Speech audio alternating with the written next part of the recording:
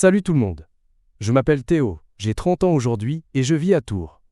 Mais l'histoire que je vais vous raconter s'est passée il y a environ 8 ans. À l'époque, j'en avais à peine 22, et ma vie était disons en construction.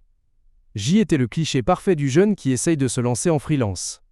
Je vivais dans un petit studio sous les toits, avec une vue imprenable sur le mur de briques de l'immeuble d'en face.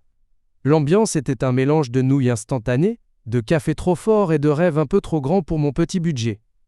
La journée, je bossais à mi-temps dans un café du centre-ville pour payer le loyer. Était un boulot sans histoire, mais qui me laissait l'esprit assez libre. Et la nuit, était là que ma vraie vie commençait. Je passais des heures devant mon vieil ordinateur portable, à dévorer des tutoriels sur le copywriting, le marketing digital, comment monter un site sur WordPress. J'y étais persuadé que je tenais un truc. Que je pouvais transformer les mots en argent, et surtout, en liberté.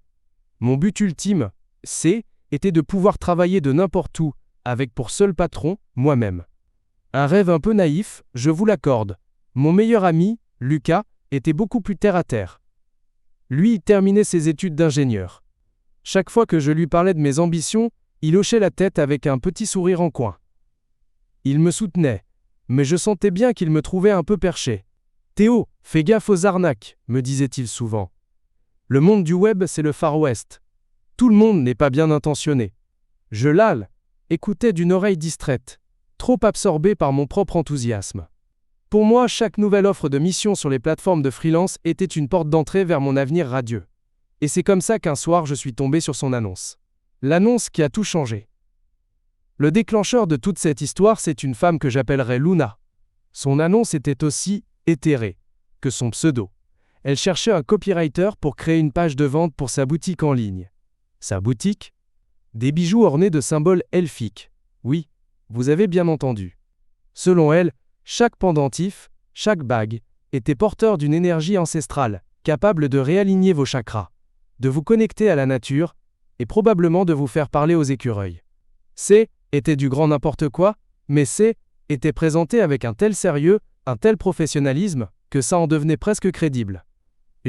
Était jeune, fauché, et j'avais désespérément besoin de projets pour étoffer mon portfolio.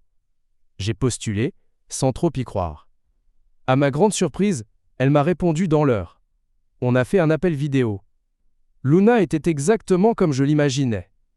Voix douce, grand sourire, un discours rempli de vibes positives et de connexions cosmiques. Elle m'a expliqué que son projet était plus qu'un business. Était une mission de vie. Elle voulait apporter de la lumière dans le quotidien des gens. Et pour ça, elle avait besoin de quelqu'un qui sache raconter une histoire. Quelqu'un qui, comme elle, avait une âme d'artiste. J'ai bu ses paroles. Était la première fois qu'un client potentiel semblait vraiment valoriser mon côté créatif. Et puis est venue la question de l'argent. Elle m'a sorti un discours bien rodé. Écoute, Théo, je suis au tout début de mon aventure. Mon budget est très limité. Mais je crois tellement en ce projet, et je crois en ton talent. Alors je te propose un partenariat. Un accord basé sur la performance. Pas de paiement initial, mais je te donne 5% de toutes les ventes générées par la page que tu écriras. Pour toujours. Elle a présenté ça comme une preuve de confiance mutuelle.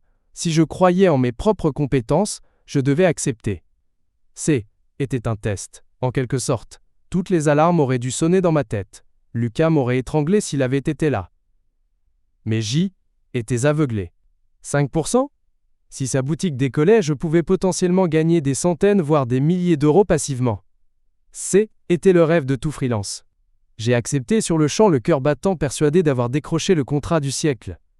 Je me sentais comme un partenaire, un associé. J'allais enfin prouver à tout le monde, et surtout à moi-même, que j'en étais capable. Je me suis mis au travail comme un fou. J'ai passé 2 jours entiers, presque sans dormir, à me plonger dans son univers. J'ai lu des trucs sur la mythologie elfique, j'ai regardé ses produits sous tous les angles, et j'ai écrit un texte dont était incroyablement fier. Était poétique, envoûtant. Ça promettait une transformation intérieure. Bref, j'avais mis le paquet. Je lui ai même proposé de construire la page directement sur son site WordPress, pour m'assurer que le design soit parfait. Elle était ravie. J'avais l'impression d'être le meilleur freelance du monde. Une fois la page en ligne, Luna a lancé des publicités sur Facebook. Et là, le miracle s'est produit. Ça a marché. Ça a incroyablement bien marché. Comme elle m'avait donné un accès administrateur à son site, pour que je puisse suivre les résultats, je voyais les chiffres en temps réel. Et était de la pure folie. Le premier jour, 120 € de vente. Le deuxième, 200. Le troisième, 150. Le quatrième, 360. Ça ne s'arrêtait plus. Les gens achetaient ces babioles elfiques comme si leur vie en dépendait. J'y étais sur un nuage. Je passais mon temps à rafraîchir la page des statistiques, un immense sourire collé au visage. À la fin du premier mois, le bilan était tombé. La page que j'avais écrite avait généré un peu plus de 6 000 € de chiffre d'affaires. 6 000 €. J'ai fait le calcul, 5% de 6 000, ça faisait 300 €. 300 € pour moi? Pour 2 jours de travail. J'avais l'impression d'avoir trouvé un filon d'or. J'allais devenir riche avec cette histoire. Je m'imaginais déjà quitter mon job au café, m'acheter un nouvel ordinateur, peut-être même partir en week-end. Le 30 du mois est arrivé. Avec une certaine fierté, j'ai rédigé ma toute première facture. J'ai écrit un email très professionnel, mais amical. Salut Luna, j'espère que tu vas bien. Si je vois ma facture pour le premier mois de notre collaboration. Les résultats sont incroyables, félicitations. Je l'ai envoyé, et j'ai attendu. Et c'est là que le rêve a commencé à tourner au cauchemar. Un jour est passé. Pas de réponse. Bizarre, elle qui répondait toujours dans l'heure. 2 jours. Toujours rien. J'ai commencé à sentir une petite boule d'angoisse se former dans mon estomac. J'ai envoyé un deuxième mail, plus court. Juste un petit suivi pour m'assurer que tu as bien reçu ma facture. Silence radio. Une semaine plus tard, j'ai essayé de l'appeler. Je suis tombé directement sur sa messagerie. La voix douce et mielleuse de la mission de vie me semblait maintenant complètement fausse. Les semaines se sont transformées en mois. 1 mois. 2 mois. 3 mois. Rien. Elle m'avait complètement ghosté. Le pire dans tout ça, c'est que j'avais toujours accès à son site. Et je voyais les ventes qui continuaient d'affluer, chaque jour. Mon travail continuait de lui rapporter des milliers d'euros. Les 300 € qu'elle me devait étaient devenus 500, puis 800, puis plus de 1000. Et moi je n'avais pas touché un centime. La colère a commencé à remplacer l'angoisse. Une colère froide, amère. Je me sentais stupide, naïf, humilié. Je lui avais tout donné, mon temps, mon talent, ma confiance. Et en retour, elle m'avait jeté comme un vieux mouchoir. Chaque notification de vente sur son site était comme un coup de poignard. Lucas avait eu raison depuis le début. J était tombé sur une prédatrice. Une arnaqueuse qui se cachait derrière un masque de spiritualité et de bonnes ondes. Mon rêve de freelance S était transformé en une leçon douloureuse. J'avais presque abandonné. Je aime était fait une raison. J'avais perdu et elle avait gagné. C était une leçon coûteuse, mais une leçon quand même. J'avais décidé de ne plus regarder son site pour ne plus remuer le couteau dans la plaie. Et puis, un après-midi, 3 mois après mon premier mail de facturation, la curiosité a été plus forte. J'ai tapé l'adresse de sa boutique, une dernière fois, juste pour voir. Et là, surprise. Le site ne s'affichait pas. À la place, il y avait un message d'erreur. This site can't be reached. J'ai ressenti une petite pointe de satisfaction malsaine. Bien fait pour elle, j'ai pensé. Probablement un problème avec son hébergeur bas de gamme. J'ai fermé l'onglet et j'ai essayé de ne plus y penser. Mais quelques heures plus tard, mon téléphone a vibré. Un message sur WhatsApp. D'un numéro que je ne connaissais pas. J'ai ouvert la conversation. La photo de profil était celle de Luna. Mon cœur s'est mis à battre la chamade. Le message était court, paniqué et plein de fautes de frappe. Mon site est hors ligne. C'est toi qui fais ça? Arrête tout de suite, je t'en prie. J'ai relu le message 2 fois. 3 fois. Un torrent de émotions m'a submergé. D'abord, l'incompréhension. Je n'avais absolument rien fait. Puis, une lueur. Une idée folle, dangereuse, mais incroyablement tentante, a germé dans mon esprit. Elle pensait que j'étais le responsable. Après des mois à être la victime impuissante, le pigeon de service. Les rôles venaient de s'inverser. Elle avait peur de moi. Elle était à ma merci. Et toute la colère, toute la frustration accumulée pendant ces 3 mois ont fusionné en une seule pensée, claire et glaciale, c'est ma chance.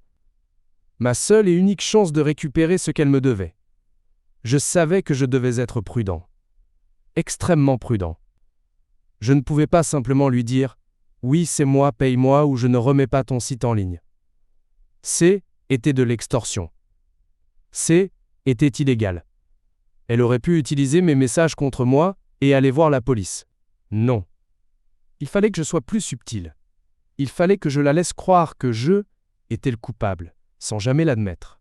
Je devais la laisser s'enfoncer toute seule, dans sa propre paranoïa. J'ai respiré un grand coup. Mes doigts tremblaient légèrement au-dessus du clavier. J'ai réfléchi à la phrase parfaite. Une phrase qui ne disait rien, mais qui sous-entendait tout. Une phrase qui me protégeait légalement tout en la terrifiant. Après une minute qui m'a semblé une éternité, j'ai trouvé. J'ai tapé et j'ai envoyé point. Ma réponse était d'une simplicité diabolique. Désolé, mais je ne te parlerai pas tant que tu n'auras pas payé ce que tu me dois. J'ai posé mon téléphone, le cœur battant à tout rompre. Était un coup de poker. Soit ça passait, soit ça cassait. La réponse n'a pas tardé. Moins de 30 secondes plus tard, mon téléphone sonnait. Était-elle. Sa voix, au téléphone, n'avait plus rien de la gourou zen et posée que j'avais connue. Elle était tremblante, presque suppliante. « Théo, qu'est-ce que tu veux ?» J'ai pris ma voix la plus calme, la plus détachée possible. Comme un homme d'affaires qui discute d'un contrat sans importance. « Ce que je veux, Luna, je veux ce sur quoi on était mis d'accord. J'ai toujours accès à ton site et à tes statistiques. Je vois exactement combien ma page de vente a rapporté depuis le début. Chaque centime. » J'ai fait une pause, pour laisser le silence peser. Ça fait un total de presque 30 000 € de chiffre d'affaires. Mes 5% élèvent donc à un peu moins de 1 500 €. C'est ce que je veux. Il y a eu un autre silence à l'autre bout du fil. J'entendais juste sa respiration saccadée. Je l'imaginais, en panique, en train de calculer combien d'argent elle perdait, à chaque minute, où sa boutique était inaccessible. Elle n'a pas négocié. Elle n'a pas protesté. Elle a juste dit, d'une toute petite voix, « D'accord. Je m'en occupe. » On a raccroché. J'avais les mains moites. Je n'arrivais pas à croire que ça fonctionnait. J'ai immédiatement ouvert mon logiciel de facturation. J'ai créé une nouvelle facture, officielle, avec le montant exact. Je lui ai envoyé par mail, sans un mot de plus. 5 minutes plus tard, une notification de ma banque est apparue sur mon écran. Virement reçu de la part de était-elle. Elle avait payé. La totalité. Immédiatement, une seconde plus tard, je recevais un nouveau message sur WhatsApp. Était une capture d'écran de la confirmation de virement de sa banque. Suivi d'une question. Voilà. C'est fait. Tu peux réactiver le site maintenant, s'il te plaît? J'ai regardé le message. J'ai regardé le solde de mon compte en banque. 1 500 €. Était plus d'argent que je n'en avais jamais eu d'un coup. La victoire était totale. Et maintenant, il était temps de porter le coup de grâce. Le petit détail qui rendrait cette vengeance absolument parfaite. J'ai attendu 1 minute entière, juste pour le plaisir de la faire mariner. Puis, j'ai tapé ma dernière réponse. Une phrase simple, factuelle et absolument dévastatrice. Je n'ai rien à voir avec la panne de ton site. Tu devrais contacter ton hébergeur. J'ai appuyé sur « Envoyer ». Puis j'ai bloqué son numéro. Je n'ai plus jamais eu de nouvelles d'elle. Ce jour-là, j'ai appris une leçon bien plus précieuse que tout ce que j'avais pu lire dans les tutoriels en ligne. J'ai appris que dans ce métier, la gentillesse et la naïveté peuvent vous coûter très cher. J'ai aussi appris que parfois, la meilleure des vengeances n'est pas de faire le mal, mais de laisser les gens se noyer dans les conséquences de leurs propres actions et de leur propre paranoïa. Cet argent, je ne l'ai pas dépensé en futilité. Il a payé mon loyer pendant plusieurs mois, m'a permis de quitter mon job au café et de me consacrer à 100% au freelancing. J'ai investi dans des formations, j'ai appris à rédiger des contrats en béton, et je n'ai plus jamais accepté de travailler sans un acompte. Cette expérience m'a endurci. Elle a fait de moi un professionnel. Est-ce que je le referais? Sans la moindre hésitation, Je ne ressens aucune culpabilité. Elle a voulu jouer, elle a perdu. Était, à mes yeux, une forme de justice cosmique. Ces bonnes ondes ne payaient pas les factures, mais sa panique, elle, m'a offert le début de la carrière dont je rêvais. Et ça n'a pas de prix. Si mon histoire vous a plu, likez la vidéo et abonnez-vous pour écouter d'autres histoires comme la mienne.